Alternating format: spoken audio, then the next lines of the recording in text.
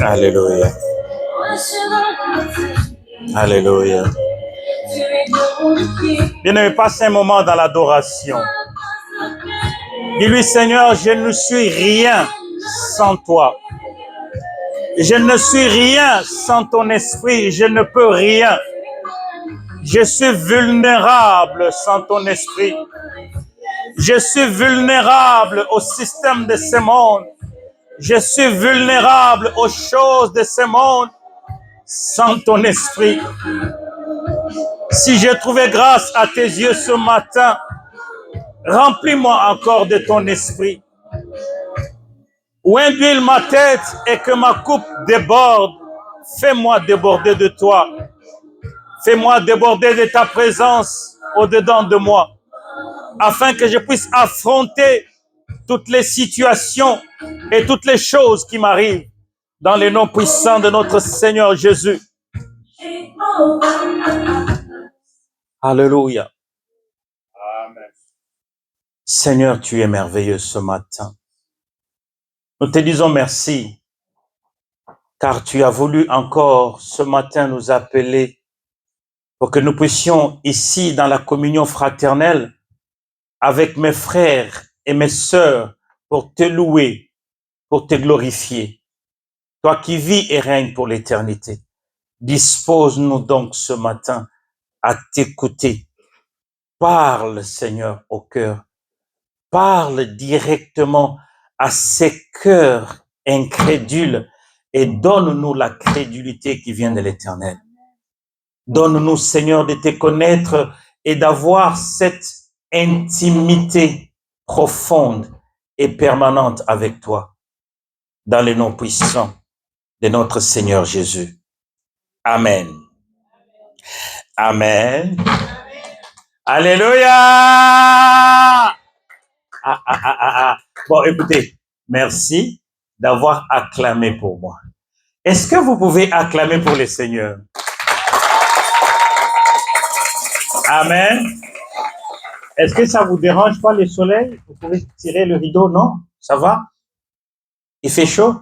Il faut tirer le rideau et peut-être qu'on va mettre les climatiseurs pour que tout le monde se sente bien. Amen. Amen. Il est vivant. Il est ressuscité. Il est vivant.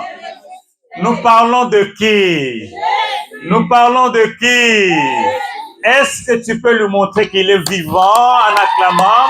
Alléluia, alléluia. Merveilleux. Bien-aimé, je vais te déranger seulement une minute. C'est de te demander de te mettre debout. Aujourd'hui, c'est la Pentecôte. Nous célébrons le 50e jour. Salue 50 personnes en les regardant dans les yeux. Dis-lui, je t'aime mon frère.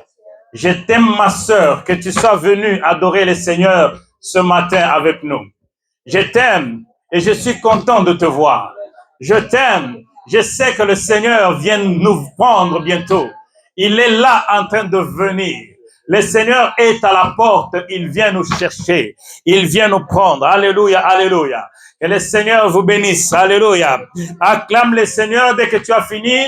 Et tu acclames le Seigneur.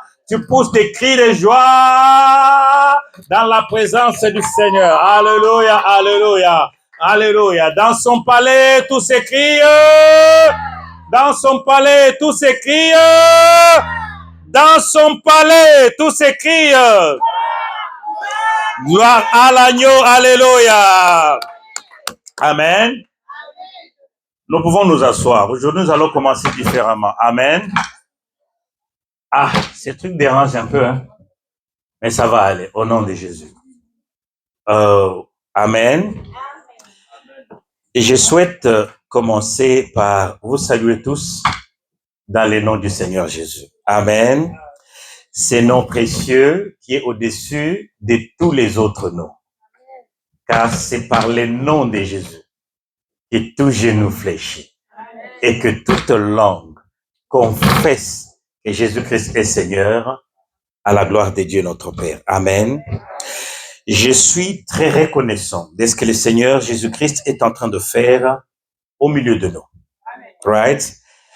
Comme il a décidé de continuer d'ajouter des nouveaux frères et de nouvelles sœurs au milieu de nous. Amen. Selon que nous le lui demandons tous les jours. Et il est en train de restaurer notre Église. Nous sommes donc très sérieux, nous, dans l'œuvre de gagner les âmes, n'est-ce pas? Et de multiplier les disciples. Faites attention. Nous ne cherchons pas seulement à remplir une église. Nous cherchons à gagner les âmes. Le Seigneur ne m'avait jamais dit, va remplir une église. C'est de gagner les âmes et de faire des disciples. Right? Si vous cherchez un club, il y en a de l'autre côté là, il y en a. Si vous partez comme ça, vous partez comme ça, vous partez, vous allez voir les clubs. Amen. Mais si vous voulez une famille chrétienne, où vous apprenez à connaître Dieu et à craindre le Seigneur, vous êtes au bon endroit. Amen. Alors, c'est le Christ qui bâtit son Église. Nous, nous sommes des dispensateurs. Nous sommes des gérants. Hein? Mais le maître de l'Église, c'est Jésus. Oui, la sœur Ruth. Ah, elle n'est pas là? Amen. Est-ce que tu peux tenir ta Bible? Tu veux rester assis ou tu veux te mettre debout? Voilà, c'est toi qui vois. Ceci est ma Bible. Je suis ce qu'elle dit que je suis. J'ai ce qu'elle dit que j'ai. Je peux faire tout ce qu'elle dit que je peux faire. Aujourd'hui, je vais être enseigné la parole de Dieu. Je déclare avec confiance que mes pensées sont en alerte. Mon cœur est réceptif. Je ne serai plus le même. Je suis sur le point de recevoir l'incorruptible, l'indestructible, l'éternel et la vivante sémence de la parole de Dieu. Je ne serai plus le même au nom puissant de notre Seigneur Jésus. Amen. Nous pouvons nous asseoir. Aujourd'hui, je ne vais pas prendre beaucoup de temps. Et d'ailleurs, je vais y aller doucement, puisque j'ai une belle voix aujourd'hui au nom de Jésus. Amen. Donc, s'il arrivait que je tousse, c'est juste que ma voix, elle est très belle au nom de Jésus. Amen. Alors, je vais commencer aujourd'hui dans mon introduction à vous faire remarquer quelque chose. Et je ne sais pas si vous aussi, vous remarquez la même chose. Un voleur ou les voleurs qui volent, n'est-ce pas? Si jamais il se présente devant la maison d'un féticheur ou devant la maison d'un sorcier, tout ce que vous voulez, devant la maison d'un magicien, est-ce qu'il vous est déjà arrivé d'apprendre qu'un voleur a volé dans la maison des magiciens? Non, n'est-ce pas? Bon, ok, changeons. Est-ce qu'un voleur a déjà volé chez un sorcier? D'accord.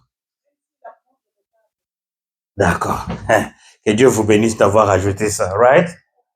Mais est-ce qu'il vous est quand même déjà entendu, arrivé d'entendre que le voleur a volé dans l'église, n'est-ce pas? Vous avez entendu ça plusieurs fois, hein? Que le voleur a volé dans l'église. Et d'ailleurs, aux États-Unis, c'est pire. Hein?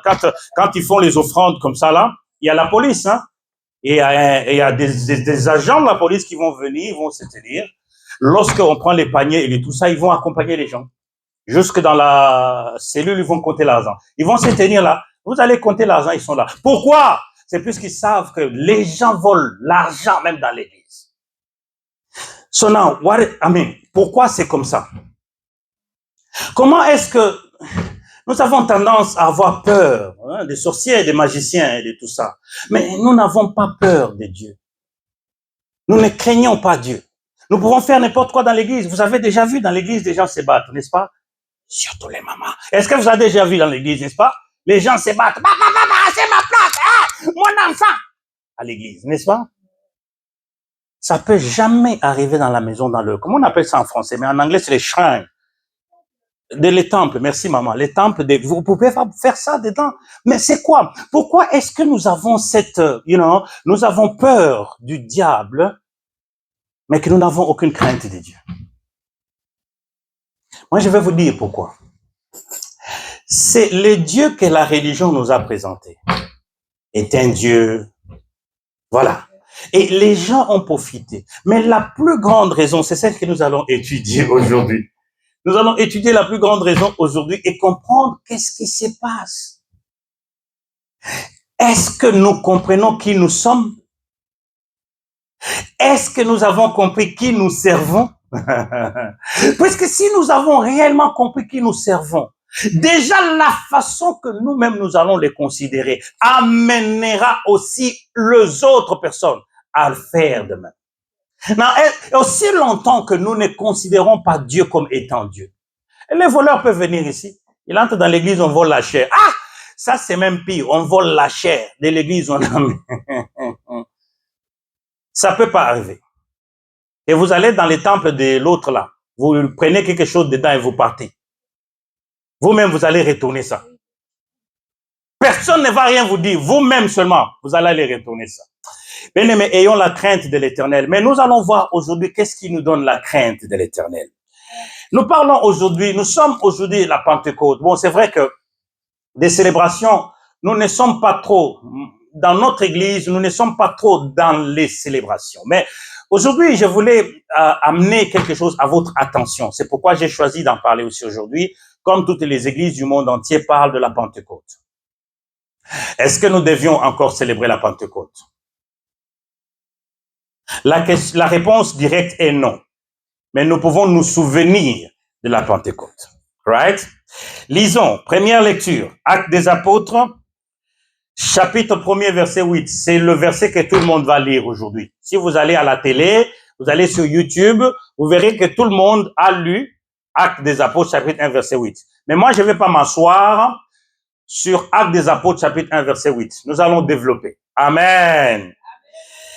Mais vous recevrez la puissance du Saint-Esprit qui viendra sur vous. Et vous me servirez de témoin, tant à Jérusalem que dans toute la Judée et la Samarie et jusqu'aux extrémités de la terre. Qui a déjà compris par rapport à cette lecture-là le rôle du Saint-Esprit? Mais on va y voir. Aujourd'hui, évidemment, c'est la Pentecôte et nous nous souvenons de la descente du Saint-Esprit. Mais il y a une question que nous devons nous poser. Nous avons cru en Jésus, nous sommes venus vers lui, nous lui avons donné notre vie, nous lui avons donné tout ce qu'il faut. Mais souvent, il y a une question que les gens se posent, c'est quoi la suite? C'est quoi la suite? D'ici, qu'est-ce que je fais?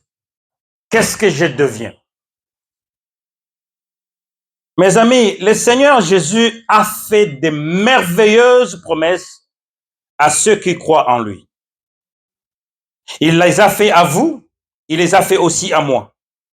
Mais la question est toujours la même. Comment allons-nous ou comment vais-je accomplir ce que le Seigneur m'a commandé de faire? Une question de curiosité. La semaine passée, Madame, elle a parlé de la dîme de notre temps. D'ailleurs, nous ne le faisons pas. Beaucoup d'entre nous ne le faisons pas. Hein? Moi, si vous voulez me copier, moi, je donne chaque matin, je me réveille entre 3h et 7h du matin, je donne tout ce temps-là à Dieu. De 3h à 7h chaque jour. On peut le faire, hein, si vous voulez. D'ailleurs, c'est ce que je vais faire, parce que je vais composer un deuxième groupe de ce que nous allons étudier aujourd'hui. C'est-à-dire des gens qui ont la soif, qui ont la faim de recevoir le Saint-Esprit. C'est des gens qui peuvent se réveiller à 3h du matin et prier jusqu'à 7h, même s'ils doivent travailler à 8h. Ça, c'est des gens qui ont compris que il y a quelque chose qui nous manque. Amen. Et donc, nous devons donner la dîme de notre temps. Mais il y a la question qui se pose. Par exemple, cette semaine passée qui vient de s'écouler, qui s'est agenouillé sans demander quoi que ce soit, sans chasser les démons, juste pour lui dire, remplis-moi de toi. Je suis là, Seigneur. Je suis tout petit, je le sais. Je suis la créature la plus infime, je le sais. Mais je veux que tu me remplisses de toi. Nous ne le faisons pas. Pourquoi? C'est puisque l'être humain arrive à faire ce qui est très facile pour lui. Et ce qui est facile, nous allons étudier ça aujourd'hui. Aujourd'hui, c'est juste que par rapport au Saint-Esprit, qui est venu il y a 2000 ans, sur ceux qui croient, qu'est-ce que nous avons fait du Saint-Esprit jusqu'à aujourd'hui? L'Église est la manifestation de la puissance surnaturelle de Dieu. En fait, l'Église est la démonstration physique de Dieu. L'Église devrait démontrer Dieu. En d'autres termes, lorsque les gens regardent l'Église, ils devaient dire, ah, Dieu est vivant. Est-ce qu'aujourd'hui, non, sans avoir à critiquer, vous pensez qu'aujourd'hui nous reflétons encore l'image de Dieu? Je vais changer la question. Est-ce que nous pouvons encore donner la soif aux gens de chercher Dieu? Est-ce que les gens qui nous entourent, lorsqu'ils nous regardent, peuvent-ils dire, moi je vais suivre ton Dieu? Ce sont des questions qu'il faut se poser chaque jour. Mais la plus grande question, c'est qu'est-ce que moi, en tant qu'individu, en tant que croyant, qu'est-ce que je peux faire pour que le monde autour de moi ait soif de me suivre dans ce que je fais? Jean chapitre 15, verset 18 introduit un concept qui est aujourd'hui négligé, très négligé. Voilà pourquoi le Saint-Esprit n'agit pas. Voyons pourquoi le Saint-Esprit n'agit pas. Jean chapitre 15, verset 18. Dans Jean chapitre 15, verset 18, il dit, si le monde vous hait, sachez qu'il m'a haï avant vous. Donc, lorsque nous recevons le Christ, lorsque nous venons vers le Christ, ne pensez pas, bien-aimés, que voilà, vous allez croiser les bras, vous allez vous asseoir, que tout sera bon, que tout sera parfait, que vous allez maintenant être dans la perfection. Non. C'est chaque jour que nous allons affronter la haine de ce monde. Est-ce que vous comprenez? C'est quoi la haine de ce monde? Et vous le savez, moi je n'ai pas besoin de revenir sur ça chaque dimanche. La haine de ce monde, il y a les sorciers, il y a tous ces gens-là dans nos familles, mais nous devons les affronter. Le Seigneur nous a déjà dit que vous n'allez pas venir en Christ et vous asseoir comme si vous étiez dans la fête au palais de l'Élysée ou au palais à la Maison Blanche. Vous entrez dans un combat. Mais nous allons voir aujourd'hui comment est-ce que nous pouvons combattre. Mais avant d'arriver au verset 18, le chapitre 15 commence dans le début, quand vous ouvrez le chapitre 15, il y a des promesses merveilleuses. Je suis le véritable cep. Et vous, vous êtes mes sarments. Mon père est le vigneron. Tout ça là. Il dit, si vous demeurez en moi et que mes paroles demeurent en vous, demandez tout ce que vous voudrez, je le ferai. Il commence à faire des bonnes promesses. Ça vous emporte. Ça vous dit, dans le Seigneur, j'aurai tout. Dans le Seigneur, j'aurai. Mais paf! Verset 18 arrive. Il dit, attention. Le monde va vous haïr. Puisque moi, j'ai été haï avant vous. Tu viens là encore, dans le Seigneur, je vais tout avoir. Je vais tout avoir. Est-ce qu'il vous est déjà arrivé de remarquer qu'avant de devenir chrétien, vous étiez un peu tranquille? Mais que c'est depuis que vous êtes devenu chrétien que les histoires ont commencé à se chambouler dans votre vie. Vous ne comprenez plus rien. Il y a des gens, et moi d'ailleurs, parmi ces gens, il y a des jours où tu dis, Seigneur, moi je vais abandonner. Ah non, j'en ai marre, quoi. Ce n'est pas ça, c'est que moi j'ai choisi.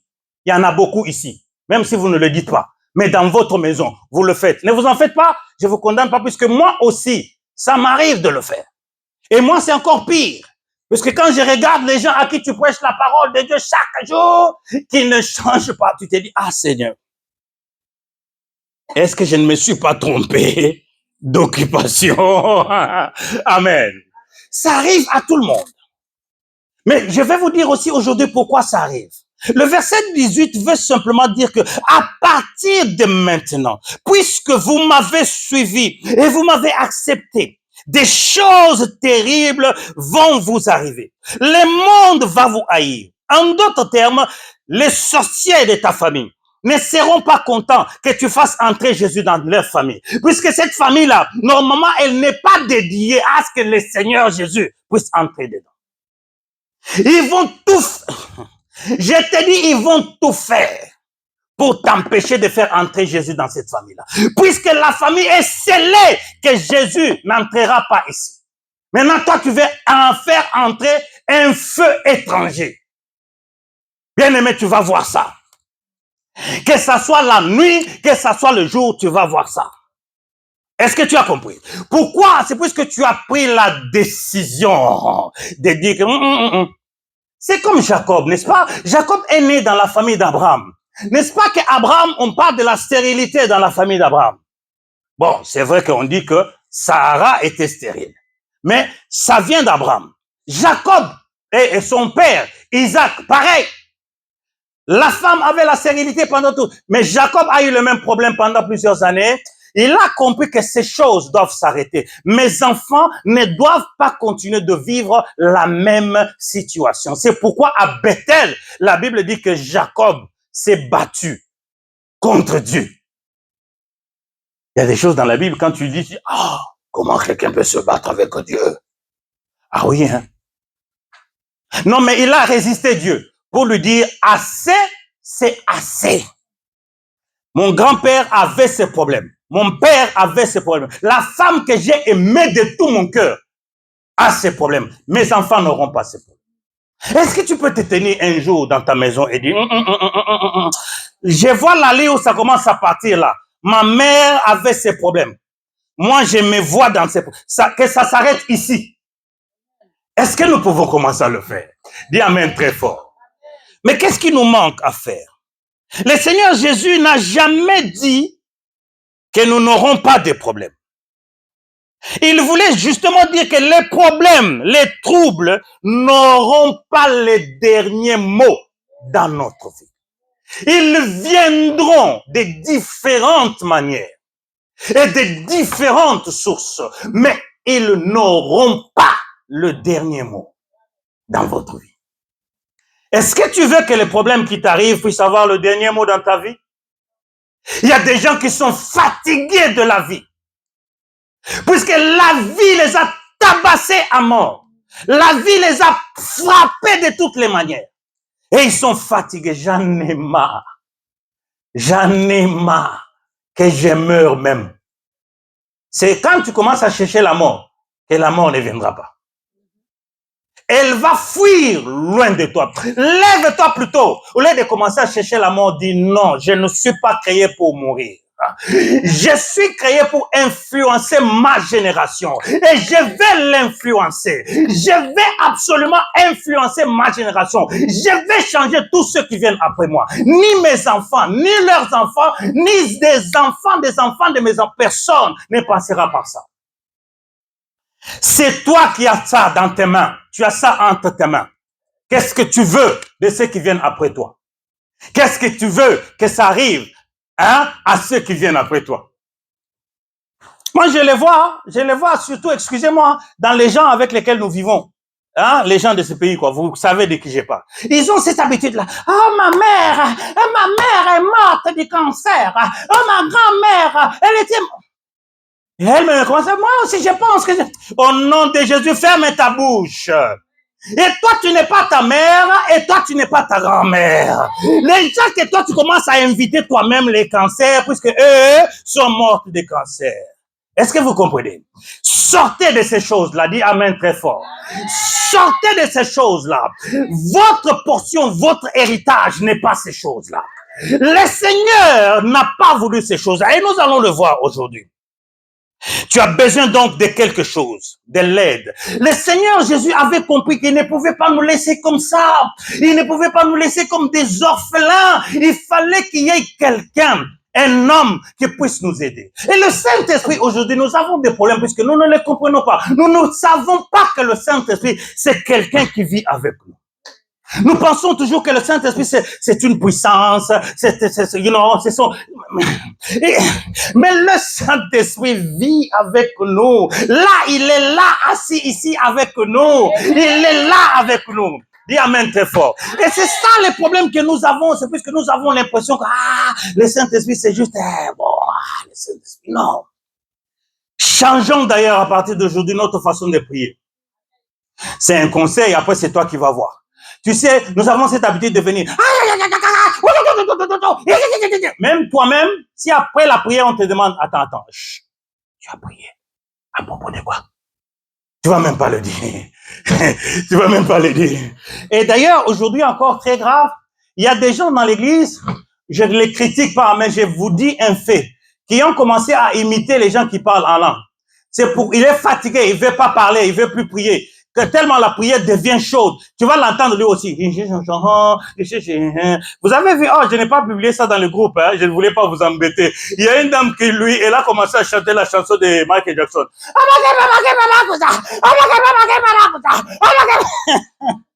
C'était sa façon à elle de parler en langue. Est-ce que vous comprenez? Mais les gens savent que ça, là, c'est la chanson de Michael Jackson. Est-ce que vous avez compris? Elle était fatiguée de prier, elle n'avait plus de mots. Mais moi, je vais vous expliquer comment vous pouvez prier. Don't rush, ne courez pas, asseyez-vous. Dites-lui, Saint-Esprit, je suis là en face de toi. J'ai tant besoin de toi.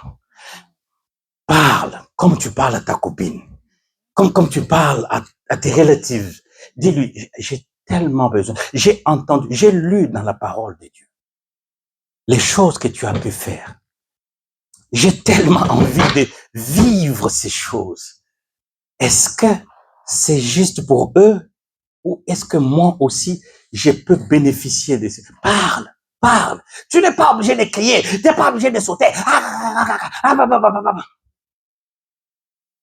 Il y a dans les églises même où on propose des mouchoirs.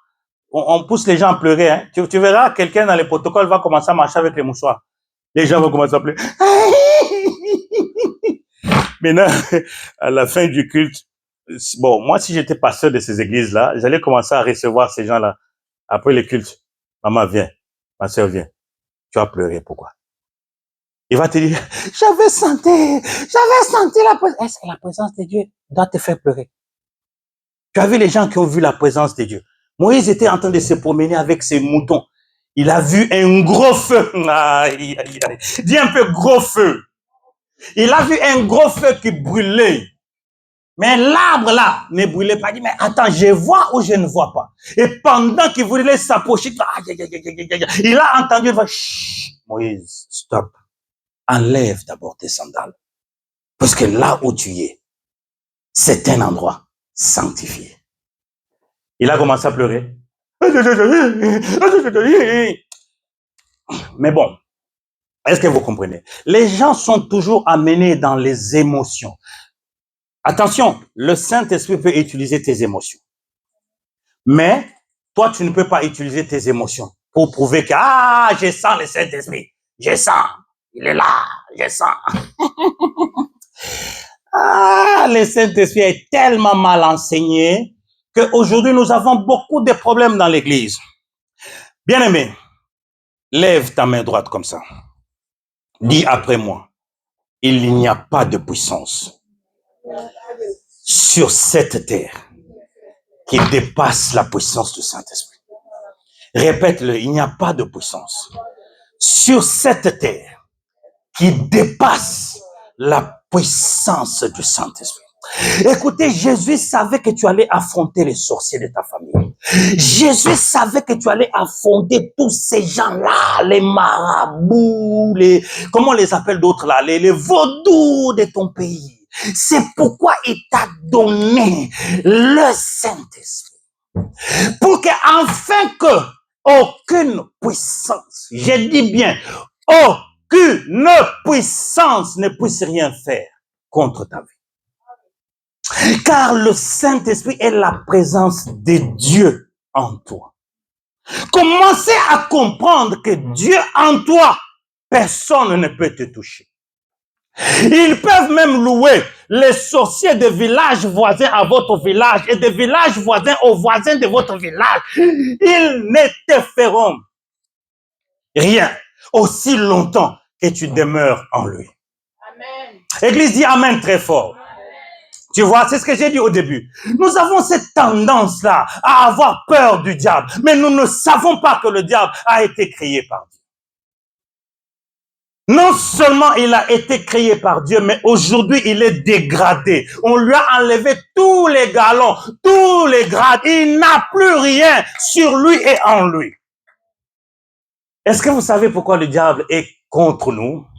C'est puisqu'il a remarqué que nous avons pris la place que lui devait prendre. N'ayez pas peur.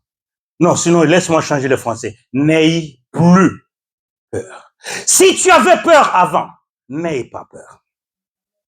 Tu dois marcher tous les jours en sachant que le Saint-Esprit est avec toi. Si tu ne sais pas beaucoup prier ces jours-là, dis-lui seulement, je te remercie d'être avec moi. Je te remercie de marcher avec moi. Je regarde réellement ma vie après tout ce qui m'est arrivé.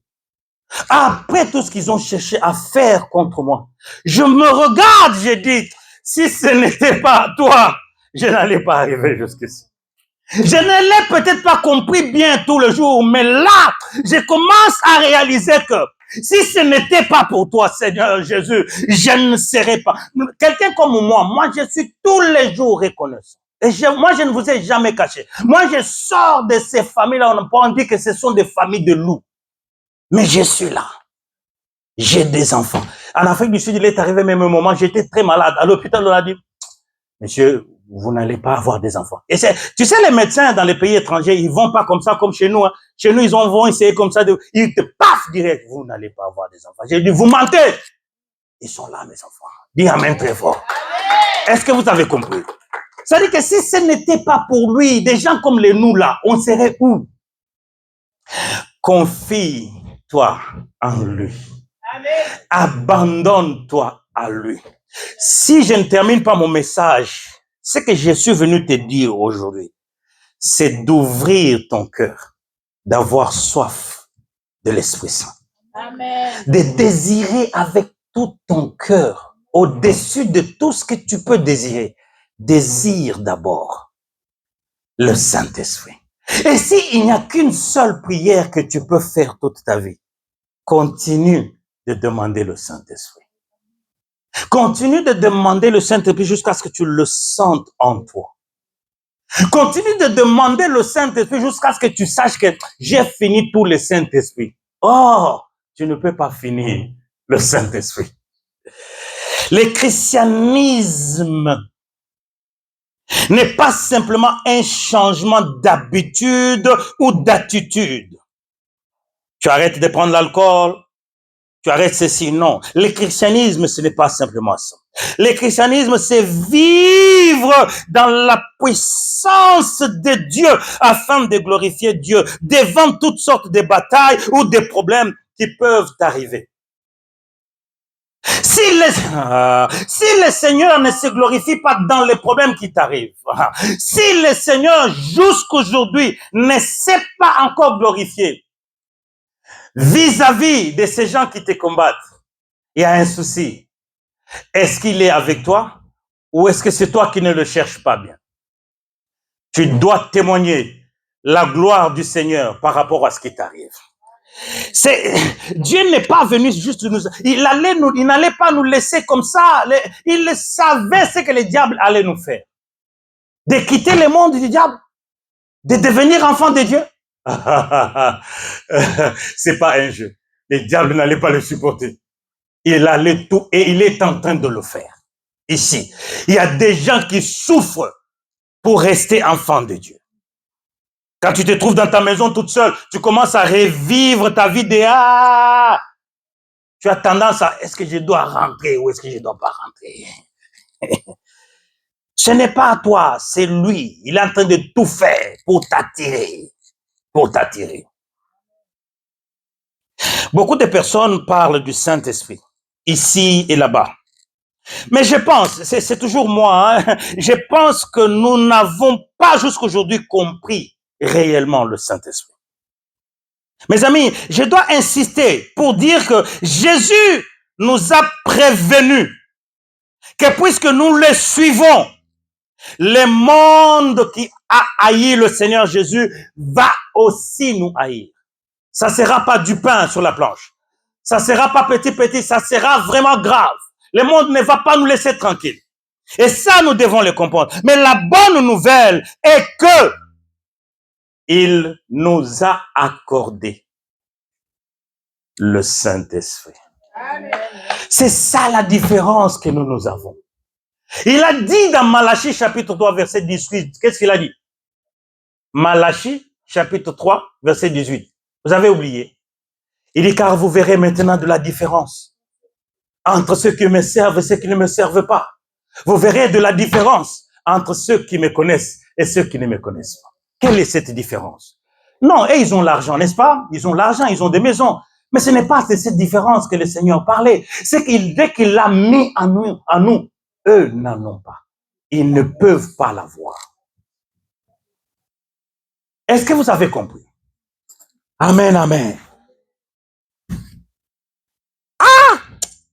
Si nous tous ici, tels que nous sommes remplis là, que nous comprenions la puissance du Saint-Esprit. C'était quoi le titre qu'on avait mis dans l'affiche? Dunamis. C'est ça la puissance du Saint-Esprit. On a essayé de reproduire ça avec Hiroshima et Nagasaki. Qui connaît ce qui s'est passé à Hiroshima et Nagasaki? C'est ça, ce qu'on appelle dunamis. C'est une force incroyable qui, lorsqu'elle descend, elle détruit tout sur son passage. N'est-ce pas? Mais cette puissance-là habite en nous. Pour détruire tout ce qui peut se tenir au-devant de nous. Bien-aimé, c'est quoi qui te dérange? Lève-toi, commence à chercher la puissance du Saint-Esprit. Cette chose-là, tu vas la détruire. Est-ce que tu as compris? Nous, c'est le contraire que nous faisons. Nous cherchons à détruire les choses sans la puissance du Saint-Esprit. Non, abandonne-toi à lui. Dis-lui, mais attends, mais on va voir ça à la fin de ce message. J'espère qu'on va y arriver. Où il y a des gens, je vais déjà vous donner un exemple. Les gens comme Shadrach, Meshach et Abed-Nego. Lorsqu'on dit, le roi dit, hey, prenez ces gens, mettez-les dans ces feux. Ils n'ont eu aucune peur. Ils n'ont pas tremblé. Pourquoi? Puisqu'ils connaissaient, c'est lui qui était en eux. Souvenez-vous qu'à l'époque, le Saint-Esprit n'habitait pas dans les gens. Il visitait les gens et il partait. Mais aujourd'hui, nous avons la plénitude du Saint-Esprit en nous. Ils n'ont jamais dit, oh Seigneur, éteins le feu comme nous aujourd'hui. Au nom de Jésus. Non, non. Mets-nous dedans. Mais montre ta gloire. Laisse que les sorciers te dérangent, mais que le Seigneur montre sa gloire dedans. Est-ce que tu as compris? Ne passe plus le temps avec ces gens-là. Passe le temps avec eux, avec le Seigneur plutôt. Dis, Seigneur, c'est toi qui avais dit que tu ne me laisseras pas comme un orphelin. Là, je me sens orphelin vis-à-vis de ces gens. Et c'est toi qui as dit, n'ayez pas peur, car j'ai vaincu le monde. Mais ces gens commencent à m'effrayer. Pourquoi je sens la peur? Ne peux-tu pas t'élever, ô Éternel, et montrer... Commence à travailler avec l'Éternel. C'est-à-dire que tu as des histoires dans ta maison où tu as prévu pour tes enfants. Personne ne t'a jamais rien demandé. Mais ils aiment bien aller chez les voisins. Il y a tout chez vous à la maison. Il y a du pain, il y a tout ce que vous voulez, mais ils mangent que le pain de chez voisins. Qu'est-ce qui va arriver dans la suite? Vous n'allez plus rien acheter pour eux. Vous allez laisser ce qui est là, ça va pourrir, oui ou non? Voilà. Et donc, le Seigneur Jésus avait compris que nous avons vraiment besoin d'aide. Voilà pourquoi au verset 26 du chapitre 15 de Jean, il dit, lorsque sera venu le consolateur. Voyez le mot consolateur? Certaines versions de la Bible traduisent ce mot consolateur par conseiller, avocat. Ces attributs-là, d'être conseiller, d'être avocat, sont très nécessaires pour pouvoir nous aider. Défenseur, voilà d'autres mots. Celui-là, il est encore beaucoup plus mieux. Défenseur. Tiens ton oreille très bien. Tiens comme ça. Défenseur. En justice. Ah! Moi, je ne sais pas pourquoi nous, les enfants de Dieu, nous nous plaignons. Nous avons tout en lui. C'est nous qui ne savons pas comment aller creuser. Et donc, nous avons besoin des conseils ou des directions. Nous avons besoin d'un avocat. Nous avons besoin du confort. Nous avons besoin de quelqu'un qui peut nous défendre. Lorsque sera venu le consolateur, ça c'est pour continuer le verset, que je vous enverrai de la part du Père, l'Esprit de vérité qui procède du Père. Écoutez l'œuvre de l'Esprit en nous. Il rendra témoignage de moi, et vous aussi, vous rendrez témoignage de moi. On va break it down, c'est-à-dire on va expliquer ça. Le Saint-Esprit rendra témoignage de Jésus. Ça veut dire que si le Saint-Esprit est réellement en toi, même ces gens qui t'attaquent là, ils le savent que le Saint-Esprit est en toi. Mais c'est toi qui ne le sais pas. Puisque le Saint-Esprit là, on a dit que la Bible dit qu'il rendra témoignage de moi. Donc quand eux ils viennent comme ça, ils te regardent, ils voient déjà le Saint-Esprit. Mais ils voient aussi, et ils savent aussi que toi, tu ne le sais pas. Alors ils commencent à utiliser maintenant ton ignorance. Je vous dis, hein, le diable, si le Seigneur, notre Créateur, la Bible dit qu'il se tient à la porte, n'est-ce pas? Et il frappe, n'est-ce pas? Il dit, ma fille, please, ouvre-moi. Mon fils, s'il te plaît, ouvre-moi. Le diable, il entrera comment, lui? Par quel chemin? Si toi, tu ne lui ouvres pas la porte. Puisque le Seigneur, ton maître, c'est lui qui t'a créé, il te demande la permission de lui ouvrir la porte. Le diable ne peut pas forcer cette porte-là. Il a eu la puissance où? Si c'est lui qui t'a créé, c'est lui qui te connaît, il te demande même l'autorisation. Il te demande même la permission. Ma fille, s'il te plaît, ouvre-moi la porte. Laisse-moi entrer. Mais le diable, lui, va entrer comment? Il va forcer la porte comment? Non, à moins que toi, tu fasses quoi? Viens, monsieur le diable, viens, s'il te plaît. Assis-toi ici. Qui a compris? Il ne peut pas te forcer. Il ne peut pas te forcer. Non, il va te demander l'autorisation. Qu'est-ce qu'il va faire? Il va commencer à te pousser à faire des choses. Il va commencer à créer des situations, des circonstances, et que dans lesquelles tu vas tomber. Et puisque tu tombes dans ces circonstances, c'est une porte ouverte pour lui. Champion, j'ai gagné. Dis amen très fort. Il ne peut pas te forcer. Il n'a pas le pouvoir. Il n'a pas la puissance. Il n'a pas cette autorité de forcer cette porte-là. À moins que toi-même, tu ouvres et tu invites. Ah oui, j'ai entendu ta question, mais comment? Comment? Il y a beaucoup de choses que tu fais. Ce sont des petites choses qui arrivent. Tu te laisses aller. Quand tu te laisses aller, lui profite. On va parler des gens qui prennent l'alcool. Non pas que je critique, mais je vais donner un exemple. Bon, premier jour, un verre. Ça va, oh, pasteur, moi je prends qu'un verre. Hein. Moi, j'en prends pas plus. Hein. Ok, il n'y a pas de souci, madame, prenez un verre. Deuxième semaine, ça monte à 2 verres. Alors, la troisième semaine, le problème qui va arriver, c'est quoi? On t'appelle maintenant du pays. Hein.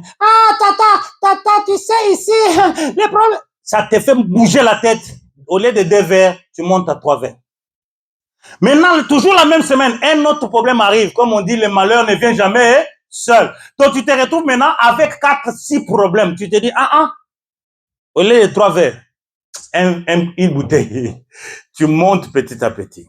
Dans ces cas, n'as-tu pas compris que le 1 verre que tu avais pris au début était une porte que tu avais ouverte? Voilà. Donc, il est tellement mal. Bien aimé, ne sous-estimez pas le diable. Je le dis à haute voix, ne sous-estimez pas le diable. Dans la Bible, il a le même titre que le Seigneur Jésus. Le Seigneur Jésus qui s'est appelé le lion indomptable de la tribu de...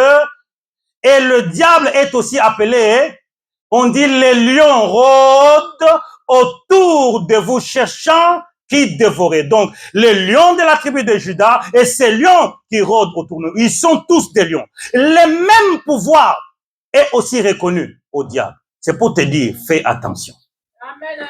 Quand toi tu es concentré sur les sorciers de ma famille, tu es concentré sur je ne sais pas tout ce que vous appelez là. Lui, il se cache derrière ces choses-là. Les jours que tu vas comprendre que ce ne sont pas ces gens-là, qu'il y a quelqu'un derrière eux, tu vas changer ta façon de prier. Dis amen très fort. La Bible dit qu'il est tellement malin qu'il peut séduire même les élus. Ah, est-ce que vous voyez la dimension qu'on donne au diable dans la Bible? Il peut séduire même ceux que Dieu a déjà élus. Attention, ma chère, attention, mon frère. Le temps que toi tu es concentré dans autre chose, lui il est là, il est bien assis. Il est en train de rigoler. Il est en train de, comme on dit en anglais, il est en train de enjoy. Il est content de te voir sauter ici, là-bas, sauter ici, là-bas. Les problèmes que nous avons aujourd'hui, tu verras, les enfants de Dieu vont changer des églises. Oh, il n'y a pas la puissance dans cette église. Est-ce que toi, tu as cherché la puissance, Dieu ne te l'a pas donnée? Qui a dit amen très fort? Va vers lui, passe ton temps avec lui. Ne regarde pas les pasteurs. Viens, prie du Seigneur. Moi, je ne sais pas. Moi, je suis là pour toi. L'apôtre Paul a dit dans 1 Corinthiens, il a dit, je suis venu parmi vous, je n'ai rien entendu d'autre. Je ne voulais rien entendre d'autre, si ce n'est Jésus et Jésus-Christ, les crucifiés. C'est toi que je suis venu chercher. C'est toi que je veux voir. Si on avait ce genre de choses dans nos églises, l'église serait déjà allée très loin. L'église serait déjà allée très loin. L'homme est tellement égoïste, l'homme ne regarde que lui. L'homme ne regarde qu'autour de lui. Moi, je n'ai pas ceci. Moi, je n'ai pas cela. Moi, il y a ceci qui m'arrive. Il y a cela qui m'arrive. Moi, je me dis, si lorsque nous allons changer de dimension et commencer à venir ici, au lieu de regarder ton problème, tu regardes le problème de la sœur, tu regardes le problème du frère, tu viens sans prier pour toi, tu commences seulement à prier pour les autres. Seigneur, je ne sais pas, je ne connais pas tout le monde dans cette église.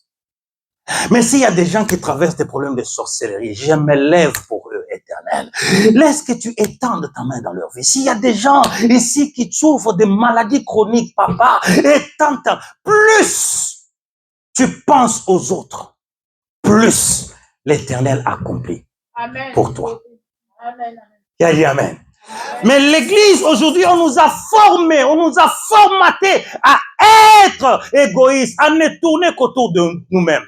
Oh, moi c'est ci, moi c'est là, moto, feu, tout ce que vous voulez. Oui, c'est bien, ce n'est pas mauvais, mais nous ne prospérons pas comme le Seigneur veut que nous puissions prospérer. Quand vous lisez le livre des Actes des Apôtres, chapitre 2, lisez très attentivement. Vous verrez que ces gens, non seulement ils étaient humbles, mais aussi c'était des gens qui avaient tout abandonné. Ils n'avaient rien pour eux. Ils vendaient leur maison, ils venaient donner à l'église, ils vendaient. Bon, vous n'allez pas le faire, vous, hein. Vous allez aller dire que le pasteur a dit de vendre la maison. Non, non, non, non. Je te donne un exemple pour te dire que le peuple était toujours ensemble. Ils étaient tellement ensemble que personne ne pensait que ces choses à lui appartenaient. Il disait, ces choses que j'ai, c'est pour mes frères et mes sœurs. Dis amen très fort. Amen. Ah, dans l'église des Actes des Apôtres, chapitre 2, les gens ouvraient leur maison. Tu as faim. Tu as besoin de... Ma sœur, tu ne sais pas venir à l'église le dimanche puisque tu n'as pas l'argent de l'abonnement. Ok, l'abonnement coûte combien? Je vais t'acheter. Je vais même t'acheter pour toute l'année. Ah, dis amen très fort. Si l'église là revient aujourd'hui, on aura des milliardaires. Des gens qui ne se regardent pas, les gens qui ne regardent pas leur poche. Hein? Quand tu regardes, c'est tout ce que j'ai, je te donne, ma sœur, prends. Je ne sais pas si ça va t'aider. Avec tes enfants, hein, prends même ça. Nous sommes ici dans l'église où nous ne connaissons même pas la vie de l'autre. C'est bonjour à l'église et après tu t'en vas. Tu connais même pas la sœur, elle habite où? Qu'est-ce qu'elle traverse comme problème? Qu'est-ce qu'elle vit dans sa maison? Est-ce qu'elle est stable dans sa maison? You know, c'est-à-dire nous nous en foutons. Comment est-ce que vous espérez que le Saint-Esprit puisse se mouver dans une atmosphère comme celui-là? Est-ce que vous comprenez? La sœur là s'appelle Nathalie. Ah ouais, je sais qu'elle s'appelle Nathalie. Tu l'as jamais approchée, maman. J'ai appris que vous appelez Nathalie. Vous habitez où? Est-ce que il y a quelque chose que je peux vous aider? Est-ce que vous n'avez pas un sujet de prière? Je peux prier pour vous. Ça, c'est resté dans l'Ancien Testament, dans l'église primitive. Chacun ici va sortir, partir. Non, c'était pas le sujet d'aujourd'hui. Excusez-moi. On va refermer cette parenthèse. Amen. Amen. Le Saint-Esprit n'est pas venu pour que nous puissions faire des miracles. Faux. Le Saint-Esprit n'est pas venu seulement pour que nous puissions parler en langue. Faux. Le Saint-Esprit n'est pas venu pour que nous soyons riches. Non. Le Saint-Esprit n'est pas venu pour que nous puissions juste commencer à imposer les mains aux gens. Non, mais ce n'est pas ça le rôle du Saint-Esprit. Il dit, c'est lui qui me glorifiera parce qu'il prendra ce qui est à moi. Et le Saint-Esprit, le premier devoir, le premier rôle du Saint-Esprit est de glorifier le Seigneur Jésus-Christ. Ça veut dire que si vous avez le Saint-Esprit en vous, c'est lui qui va prendre la charge de glorifier le Seigneur Jésus-Christ en face de tout ce qui va t'arriver. Que ce soit les sorciers, que ce soit les magiciens, que ce soit les maladies, que ce soit tout ce que tu veux, puisque le Saint-Esprit est en toi, il ne permettra pas que le Seigneur Jésus-Christ soit piétiné. Car, comme nous avons dit 2 dimanches déjà, c'est la réputation de Dieu qui est en jeu. Et la personne qui est chargée de faire respecter la réputation de Dieu, il s'appelle le Saint-Esprit. Est-ce que tu veux vaincre les problèmes que tu as? Mon frère et ma sœur, voici le temps de commencer à chercher le Saint-Esprit. Est-ce que tu veux vaincre les troubles qui sont dans ta vie? Voici le temps de commencer à chercher le Saint-Esprit. Est-ce que tu veux vraiment que dans ta famille, on sache qu'il y a le feu en toi? Voici le temps de commencer à chercher la puissance du Saint-Esprit. Nous avons tellement négligé le Saint-Esprit que nous ne passons même pas 1 heure, comme on l'a dit ici par maman, à demander que le Saint-Esprit. On dit les 1 heure là, ce n'est pas pour demander que, oh, j'ai soif, j'ai faim, je vais aller à McDo, moi je vais aller à Burger King. Non, c'est tu viens, tu t'assois, tu dis c'est toi que je veux. Je ne sortis. Bon, c'est vrai que nous sommes dans un monde tellement, il y a des occupations, il y a de tout ça. Mais l'autre façon de prier, c'est de te dire, je ne sortirai pas d'ici si tu ne me le dis pas. Là, tu es à genoux, hein. Tu ne sens plus tes genoux, mais tu dis, je ne me mettrai debout que si je sens que tu me dises de me mettre debout. Vous entendez les gens qui ont fait des miracles là, et nous, souvent, nous critiquons ces choses-là. Mais c'est des gens qui, comme Moody, moi je parle souvent de Moody, parce que j'ai beaucoup lu l'histoire de Moody, comme j'avais lu aussi l'histoire de Paul. Moody, c'est quelqu'un qui, quand il a commencé son église, tout le monde a commencé à se moquer de lui. Ah, voilà, il n'était pas dans la volonté de Dieu. Et comme le malheur ne vient jamais seul, l'église a brûlé. Les gens ont confirmé, vous voyez? Qu'est-ce qu'on avait dit? Le gars, il est allé dans la montagne avec 2 sujets de prière. Premier sujet de prière. Seigneur, j'ai pensé que tu m'avais appelé. Et tout ce que je faisais là, je le faisais juste pour la gloire du nom de Jésus.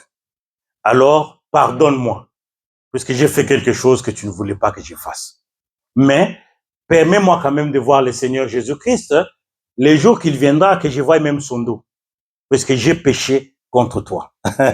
Deuxième sujet de prière. Mais, si tu m'as vraiment appelé, ne me laisse pas sortir de cette brousse de la manière que je suis entré. Ah, tu sais, Dieu peut être silencieux. Dieu peut faire semblant parfois. 14, 21, 30. Le monsieur est arrivé à 38e jour. Il ne voyait toujours rien. Il a fait la dernière prière. Mais voici, je m'abandonne à toi. Pardonne-moi car j'ai péché contre toi. Puisque je voulais amener les âmes. Je voulais gagner les âmes pour toi. Mais tu ne m'avais jamais appelé pour ça. laisse que mon corps soit ici mangé par des animaux, car je ne retournerai pas là-bas avec la honte. Et donc, le sang, le soir de ce 38e jour, le sang a commencé à couler du nez, hein, parce qu'il a fait 40 jours sans manger, sans boire.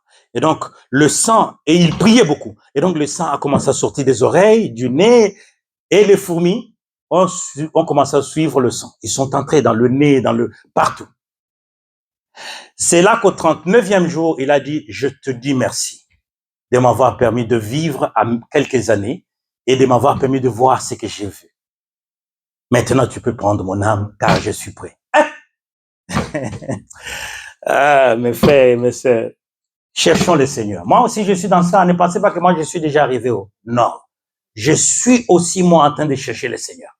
Ah oui, non, puisque tu es en train de te dire, là, mais le passé, il est déjà arrivé. Non. Moi, je cherche à arriver là. Le 39e jour, c'est là qu'il a vu une lumière. Lui-même dit dans son livre que c'est une lumière qu'on ne peut pas décrire. Il n'y en a pas de semblable dans ce monde. Mais malgré sa faiblesse de 39 jours sans prier, il a senti qu'il s'est mis debout. Le Seigneur Jésus lui a dit, maudit, puisque tu es venu ici détruire le corps que moi je t'avais donné pour me servir, alors je te donnerai ma gloire. Et ma gloire te sortira du nez et des oreilles comme le sang est sorti. Je vous assure que maudit, je sais pas, il y a eu peut-être d'autres personnes, mais par rapport aux gens que moi j'ai étudiés, maudit avait une gloire incroyable. Maudit, dans la forêt où il était allé faire la prière, pour retourner à la maison, il y avait un petit cimetière, un ancien cimetière, dans lequel on avait enterré, je crois, 18 personnes ou 12, je n'ai plus de précision, mais c'est entre 18 ou 12. Il est passé, sans rien faire, sans rien dire, il est passé pour retourner à la maison. Ces gens-là, tous, sont sortis du tombeau. Il y avait même des gens qui étaient enterrés depuis 100 ans, qui sont sortis du tombeau. Non, je vais pas aller dans les détails de tout ça là, mais c'est pour vous dire que, bien aimés, désirons le Saint-Esprit. Désire le Saint-Esprit de tout ton cœur. Mais maintenant, je vais te dire dans cette partie que le Saint-Esprit, aussi, le problème que nous avons, c'est quoi? Lorsque on parle du Saint-Esprit, les gens voient directement les dons du Saint-Esprit. Quand on parle du Saint-Esprit, les gens voient les miracles. Les gens voient les prophéties. Mais ce n'est pas ça le premier rôle du Saint-Esprit. Je viens de dire, et je le répète, que le premier rôle du Saint-Esprit en nous, c'est quoi? De glorifier le Seigneur Jésus-Christ. Ce n'est pas de nous donner les dons, de nous faire des dons, de nous donner gratuitement les dons. Non, le premier rôle, ou si vous voulez, le premier devoir du Saint-Esprit est de glorifier le Seigneur Jésus en nous. Et il y a ce que nous appelons la puissance régénératrice du Saint-Esprit doit maintenant te transformer. Où ta vie commence à changer. Tu commences à vivre la vie des enfants de Dieu. La vie de ceux qui sont dans les cieux. Car il a dit, vous êtes morts. Et votre vie est maintenant cachée avec Jésus-Christ. C'est-à-dire que tu commences à vivre la vie de cet environnement-là. Il ajoute, il dit, puisque vous êtes ressuscités, recherchez les choses où Christ est assis à la droite du Père. Il ajoute, affectionnez-vous à ces choses-là. Donc si tu reconnais que tu es ressuscité avec le Christ, il te dit, commence à rechercher les choses qui sont là-bas. Commence à t'affectionner à ces choses-là. Et qu'est-ce qui peut être au ciel? Qu'est-ce qui peut être là-bas? Pour moi, il y a la gloire de Dieu. Il y a la puissance de Dieu et il y a la présence de Dieu. Et donc, si tu commences à désirer ces choses-là chaque jour, au lieu de désirer de l'argent, puisque l'argent, tu l'auras avec le Saint-Esprit. Les miracles, tu le feras avec le Saint-Esprit. C'est vrai qu'aujourd'hui, tellement ce genre de prières, les gens trouvent que c'est difficile, c'est banal, et tous, ils vont aller vers Jérusalem. Ils vont aller se faire mettre des bagues. Vous les verrez souvent, ils ont des grosses bagues. Toi-même, tu te dis, mais attends, en tant que normal, pourquoi un pasteur peut mettre une bague comme celle-là? Là, non, moi je ne vais pas aller dans ça. Écoutez, donc, recherche le Saint-Esprit. Ils ont des choses, tout ça, c'est pourquoi, papa, mets-toi à genoux. cherche le Saint-Esprit. Crois en lui, c'est tout. Tout ça, c'est pourquoi? Puisque les gens veulent faire des miracles. Ils veulent faire des miracles. Comme ça, les gens vont dire, ah, le pasteur là, il est puissant, il fait les miracles. Mais est-ce que si l'homme fait les miracles, c'est l'homme qui fait les miracles ou c'est le Saint-Esprit? Pourquoi l'homme doit frapper la poitrine? Moi, j'ai dit à un monsieur, il a écrit sur Facebook, là, c'est nous qui avons l'onction. Je lui ai posé la question, il a dit, ah, papa, si vous avez l'onction, vous avez fait quoi? Est-ce que vous êtes allé puiser de l'eau pour Dieu? Toi, est-ce que tu es allé mettre les shampoings dans la tête de Dieu pour que Dieu te donne Attends, il y a des choses que vous pouvez même pas dire. Non, attends, le Saint-Esprit est là pour tout le monde. Toi, tu as puisé, on t'a donné ta quantité. Même ta quantité là, elle ne dépasse pas la quantité que l'apôtre Pierre avait, puisque l'apôtre Paul et l'apôtre Pierre jusqu'aujourd'hui, les personnes ont atteint ce niveau-là, où l'homme pouvait passer et l'ombre de son corps guérissait les malades. Toi, tu te frappes la poitrine ici, que tu fais des petits miracles. Qu'est-ce que tu crois? Alors, nous devons faire très attention. Restons toujours humbles. Même si aujourd'hui tu commences à ressusciter les morts, reste. Moïse avait oublié l'humilité. Dieu lui a dit, Moïse, ok, va parler à ces rochers. L'eau sortira du rocher. Comme Moïse pensait que c'est lui le maître des miracles, c'est lui le maître. Qu'est-ce que Moïse avait fait? Vous vous souvenez? Il est allé, il a frappé le rocher. Il n'a même pas frappé une fois, il a même frappé deuxième fois. L'eau est sortie. Quand l'eau est sortie, Dieu l'a appelé, dit, Moïse, tu ne m'as pas obéi. Tu as manqué la foi. Tu n'entreras pas dans la terre promise. Dis amen très fort. Amen. Reste humble. Car ce n'est pas toi qui le fais. C'est le Saint-Esprit qui le fait en toi. Amen. Pourquoi il le fait? C'est pour glorifier le Seigneur. Ce n'est pas pour te glorifier. Tu as vu aujourd'hui comment ça se passe, comment les pasteurs sont en train, il a des escortes, des militaires par-ci et par-là. Ah, bon, ça c'est encore un autre sujet.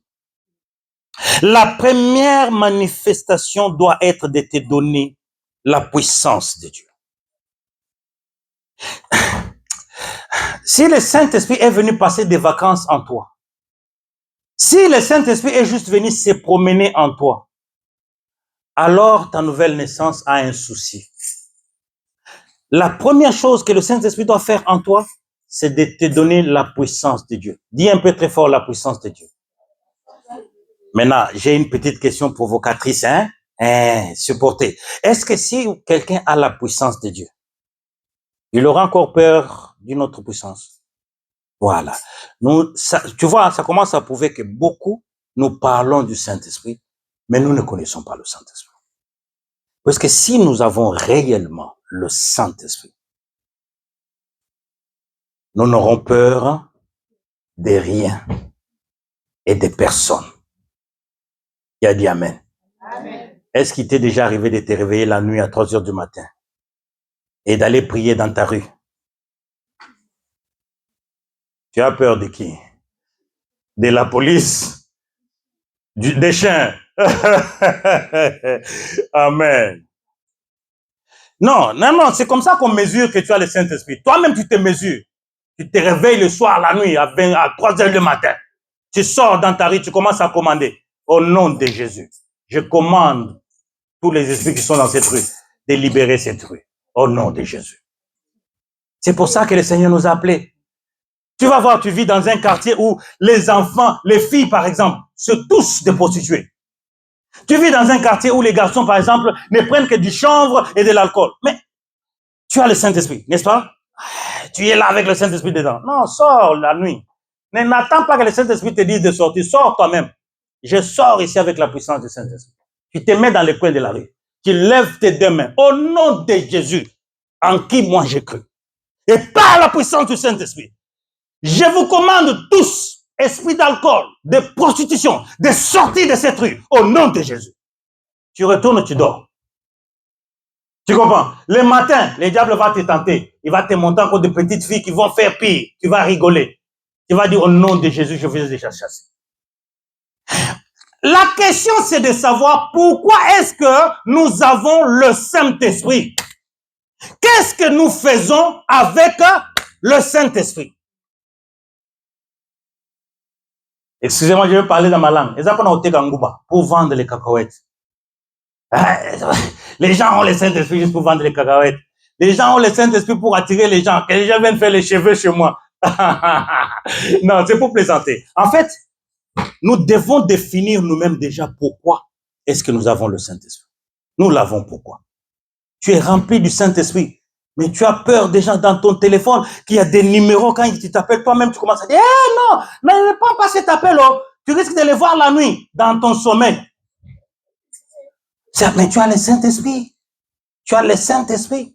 Est-ce que tu comprends? Dis Amen fort. C'est ça ce que nous avons rendu le Saint-Esprit. Nous avons rendu le Saint-Esprit à un niveau d'objet. C'est pourquoi je vous ai dit, je parlais de la Pentecôte aujourd'hui, puisque le monde entier, vous allez rentrer à la maison, mettez YouTube, vous verrez que chaque église va parler de la Pentecôte. Et vous verrez même dans les églises où les gens vont tomber. Mets-toi debout, d'accord? Tu as fait les mets-toi debout. Maintenant, explique-moi. Le Saint-Esprit, tu l'as pourquoi? Il ne va pas savoir. Quand tu as fait les qu'est-ce qui t'est arrivé? J'ai vu, j'ai senti, j'ai senti. Donc, ça veut dire que maintenant, tu es rempli du Saint-Esprit, n'est-ce pas? Donc, tu n'auras plus de problème. Alléluia. Église dit Amen très fort. Jean chapitre 16, le Seigneur continue à insister sur l'importance du Saint-Esprit. Le verset 4 nous dit, mais je vous ai dit ces choses, afin que lorsque l'heure sera venue, vous vous souveniez que je vous les ai dites. Je ne vous les ai pas dites dans les commencements parce que j'étais avec vous. Écoutez très bien, je ne les ai pas dit avant. Pourquoi? Puisque j'étais avec vous. Mais maintenant, vous devez les savoir. Vous devez connaître ces choses, puisque je m'en vais. Et comme je m'en vais, en d'autres termes, puisque maintenant je m'en vais, vous allez voir des choses que vous n'avez pas vues avant. Le diable va vous cribler de manière que vous n'aviez pas imaginé. Le diable va vous faire des choses que vous n'avez jamais pensé. Moi, je suis en train de partir. Mais écoutez, il dit, mais je m'en vais à celui qui m'a envoyé. Et aucun de vous ne me demande où vas-tu. Mais parce que je vous ai dit ces choses, la tristesse a rempli vos cœurs. Oui, puisque, regarde Jean chapitre 15, il a bien commencé. Je suis le véritable chef, vous êtes mes serments. Si vous demeurez à moi, demandez tout ce que vous voulez. Je vous l'ai dit. Bam, verset 18. Le monde va vous haïr. En d'autres termes, le diable va vous cribler. Ça devait créer de la tristesse en eux. Mais comment tu dis des choses comme ça? Et tu arrives là à un certain moment, tu nous dis maintenant que le diable va nous cribler. Il dit, mais toutefois, je vous dis la vérité. Il vous est avantageux que je m'en aille. Car si je ne m'en vais pas, les consolateurs, dis très fort les consolateurs, donne-lui le nom que tu veux, selon que ça se trouve dans ta Bible, ne viendra point à vous. Mais si je m'en vais, je vous l'enverrai. Et quand il sera venu, il convaincra le monde. Tu sais, c'est ma prière à moi que notre vie commence à convaincre les gens de ce monde de leur mal qu'ils font. Que tu n'as rien à dire dans ta bouche. Hein? Tu n'as pas de phrases à prononcer. Mais par rapport seulement à ta vie, qu'ils te regardent et qu'ils disent que... Voilà. Que le Saint-Esprit en toi commence à convaincre le monde, sans que ta bouche ne parle. Aujourd'hui, nous avons tous sur nous des grosses, comment on les appelle ce machin, des plaquettes, où c'est qui chrétien, chrétien, chrétien, appelle-moi chrétien. Mais non, sans dire aux gens que tu es chrétien. Est-ce que ta vie, hein, on peut juste te regarder comme ça et dire, tu as quelque chose de différent. Can they say it? Est-ce qu'ils peuvent le dire sur toi? Non pas que puisque tu marches comme ça. Non, tu peux marcher comme tu veux. Mais quand on te regarde, toi, on ne peut pas te comparer aux gens qui sont dans ce monde. Déjà, quand tu es au boulot, là, quand tu te fâches seulement au boulot, hey, tous tes collègues là te connaissent déjà. Je vais casser, je vais... Ça, c'est même tes collègues. Hein? Je ne vais pas continuer la liste. Il dit, il convaincra le monde. du péché, de justice et de jugement. De péché parce qu'il ne croit point. De justice parce que je m'en vais. De jugement parce que le prince de ce monde est déjà jugé. Maintenant, écoute, il dit, j'ai encore plusieurs choses à vous dire, mais elles sont encore au-dessus de votre portée. Mais quand celui-là, l'esprit de vérité sera venu, il vous conduira dans toute la vérité, car il ne parlera point de lui-même, mais il dira tout ce qu'il aura entendu et vous annoncera les choses à venir. C'est lui qui me glorifiera, parce qu'il prendra de ce qui est à moi et vous l'annoncera. Le Seigneur savait bien ce qui allait arriver. Il savait que le Saint-Esprit, sans le Saint-Esprit, nous serions vulnérables. Bien aimés, sans le Saint-Esprit, nous sommes vulnérables. Vulnérables aux sorciers, vulnérables au monde des ténèbres, vulnérables à toutes ces choses-là. Et les genres de missions, les genres de messages qu'il nous a confiés, allaient nous mettre en danger. Le Seigneur, écoutez, la mission que le Seigneur avait à nous donner, le message qu'il avait à nous donner, sans le Saint-Esprit, ça allait nous mettre en danger. Ça allait nous mettre en grand danger vis-à-vis de ce monde des ténèbres. Mais il le savait. Voilà pourquoi il nous a donné son esprit. Et le Saint-Esprit nous a apporté quoi? Vous recevrez une puissance. Les dunamis. Quand le Saint-Esprit sera venu sur vous, vous devez le recevoir. Qui pense qu'il n'a pas encore reçu la puissance du Saint-Esprit? Nous allons prier. Mais vous avez le Saint-Esprit. La puissance, c'est là un problème. Dieu ne donne pas gratuitement sa puissance. Tu peux recevoir le Saint-Esprit gratuitement. Mais la puissance, tu dois la chercher. Tu dois la désirer. Et tu dois lui montrer pourquoi tu as besoin de sa puissance. Vous et moi, nous venons de familles très compliquées. La première raison à dire à Dieu, j'ai besoin de ta puissance, puisque la famille de mon père, c'est tous des sorciers. C'est des gens qui construisent des hôtels sans ton esprit, mais ils vont m'avoir. Maintenant que j'ai été suivi, si tu ne me donnes pas ta puissance, mais ces gens, ils vont me faire cabri. Moi, je n'ai pas besoin de finir comme cabri. Est-ce que tu as compris? C'est une raison de lui dire pourquoi tu as besoin de la puissance de Dieu. Dis, mais Seigneur, j'ai besoin de ta puissance puisque depuis que je t'ai connu, mais j'ai besoin de prêcher ta parole. J'ai besoin de partager la parole avec quelqu'un. Je n'arrive pas. Pourquoi? Moi qui suis en train de dire que les témoins de Jéhovah ne sont pas des chrétiens, mais eux, ils sont en train de partager la parole. Pourquoi moi je ne le fais pas? Il va te donner. Il va te donner. Dis amen très fort. C'est parce que lorsque nous nous présentons devant Dieu, nous désirons des choses que nous ne savons pas expliquer. Maintenant, Dieu nous dit, donc le Saint-Esprit, tu l'as gratuitement. Mais la puissance, bien aimé, tu vois les jeûnes que tu fais là, les jeûnes que tu fais pour enlever si c'est quoi là, fais-le maintenant pour chercher sa présence, tu verras. Non, je vous demande un conseil. Hein. Passez les 3 mois qui suivent en faisant semblant du diable, de ce qu'il peut faire dans votre vie. Faites semblant des gens de votre famille pendant au moins 3 mois ou 6 mois pour ceux qui veulent. Cherchez que la présence de Dieu. On se donne rendez-vous d'ici la fin de l'année. Vous allez me dire. Si vous n'arrivez pas, moi je vais faire un autre groupe avec des gens que pour demander le Saint-Esprit. Non, donnons-nous rendez-vous dans 6 mois. Et on va voir. Dis amen très fort.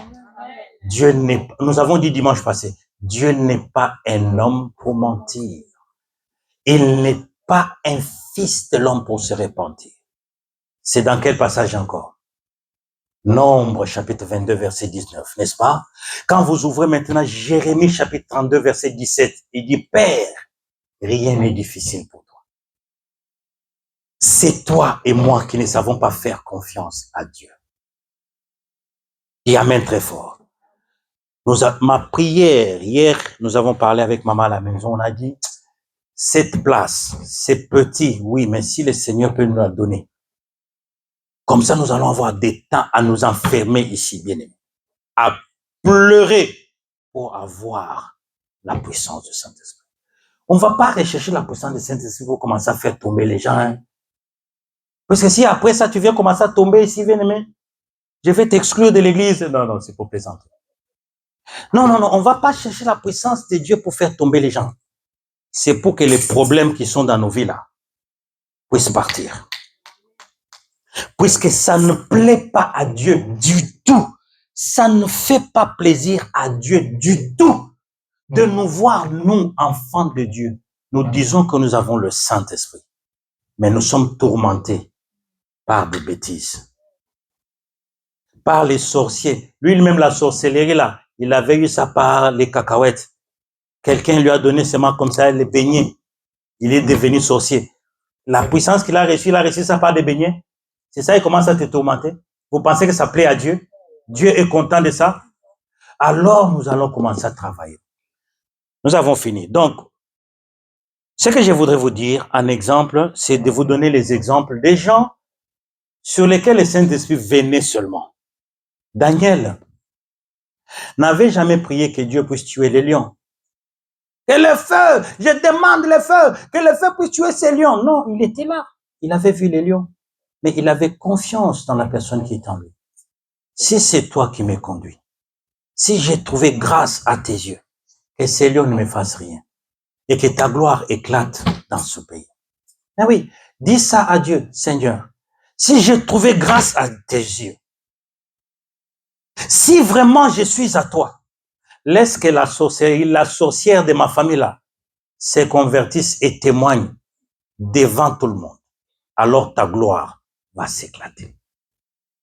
Seigneur, si j'ai trouvé grâce à tes yeux, la personne qui a tenu mon mariage dans ses mains là, que demain, cette personne-là puisse témoigner et que ton nom soit glorifié. Tu peux même dire à Dieu l'endroit où tu veux que cette personne veut témoigner. Si tu veux que ce soit ici dans l'église, tu verras, la personne là viendra ici. Amen, église, pardonnez-moi. Vous connaissez la sœur là, c'est moi qui lui faisais ça. Elle va dire ici. Ça ne plaît pas. Dieu ne prend aucun plaisir de voir que ces gens-là tourmentent vos vies. Mais c'est nous qui prenons plaisir. Shadrach, Meshach et Abednego, j'en ai déjà parlé. Le roi a dit, mettez ces gens dans le feu. Ils n'ont pas commencé à dire, hey, Père, éteins le feu, éteins le feu. Non, laisse-nous entrer dans ce feu. Mais que dans ce feu, tu puisses manifester ta gloire. Dis Amen très fort. David se tenait comme ça devant Goliath. Il y avait Israël comme ça. Et le roi Saoul était là assis en disant, c'est lui qui va me tuer, ce gars. Je vais lui donner ma fille. David n'est pas venu à commencer à dire, toi, Goliath, au nom de Jésus, que le feu descende sur toi. Je demande le feu. Il a dit, toi, Goliath, aujourd'hui, ta tête, je vais la couper. Dis Amen très fort. Dis Amen très fort. Amen. Tu peux fermer tes yeux, incliner ta tête, nous allons prier. Bien aimé, ces gens dont je viens de vous donner l'exemple, étaient assurés. Ils étaient assurés. Ils savaient que c'est en traversant des moments extrêmement difficiles que Dieu se manifeste afin de révéler sa gloire dans chaque situation. En fait, c'est comme si tous ces gens disaient à Dieu, Dieu n'enlève pas cette situation. Laisse ces situations, mais enseigne-nous comment est-ce que tu peux révéler ta gloire dans toutes ces situations. Incline tes yeux et dis à Dieu, Seigneur,